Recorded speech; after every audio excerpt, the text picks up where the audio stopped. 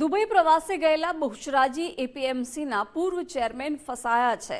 વિજય પટેલના પરિવારની સાથે 8 લોકો દુબઈમાં અત્યારે અટવાયા છે। ફ્લાઇટો બંધ થતા આખો પરિવાર દુબઈમાં અટવાયો છે। 4 માર્ચથી બાળકોની પરીક્ષા પણ શરૂ થઈ રહી છે, જેના કારણે પરિવાર ચિંતામાં છે। બહુચરાજી એપીએમસીના પૂર્વ ચેરમેને અત્યારે સરકાર પાસે પણ મદદ માંગી છે અને વતન પરત ફરવા માટે થઈને સરકાર મદદ કરે તેવી માંગ તેમણે કરી છે।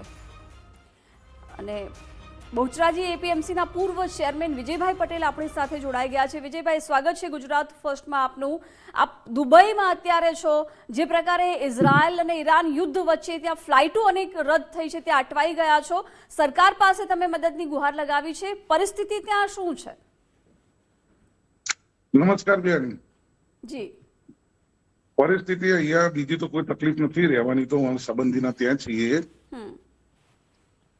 આવવાની તકલીફ છે, એરપોર્ટ બંધ છે અને છોકરાઓની એક્ઝામ સ્ટાર્ટ થઈ જાય છે 4મી તારીખે। જી, તો અહીંયાથી સરકાર વહેલીના વહેલી તકે એમને લઈ જાય એવી વ્યવસ્થા થાય એવી અમે અપેક્ષા રાખીએ છીએ સરકાર જોડે।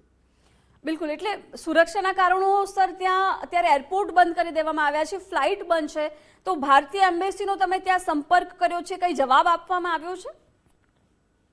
હા, મેં મેસેજ કરી દીધા છે, અમારા પાસપોર્ટ વિઝા બધું જ। હજુ કોઈ જવાબ આવ્યો નથી। ઓકે, જવાબ હજુ નથી આવ્યો। અચ્છા, તમે કેટલા લોકો ત્યાં છો અને કેટલા દિવસથી છો? ક્યારે આવવાના હતા અને ફ્લાઇટનું અચાનક કેન્સલ થવું?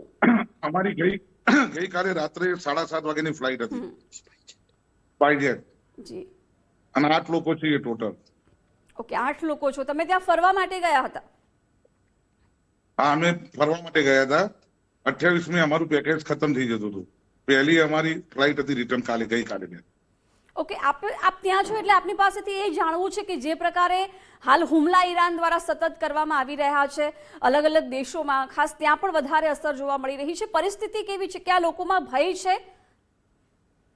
ના, અહીંયા લોકોમાં બિલકુલ ભય નથી। બધા ટુરિસ્ટ પ્લેસ બધું ચાલુ છે, બધું જ એમ નોર્મલ દિવસો એ જ ન ફરે છે બધા। જી, સરકાર એરબેઝ તરફથી બંધ છે એ જ તકલીફ છે।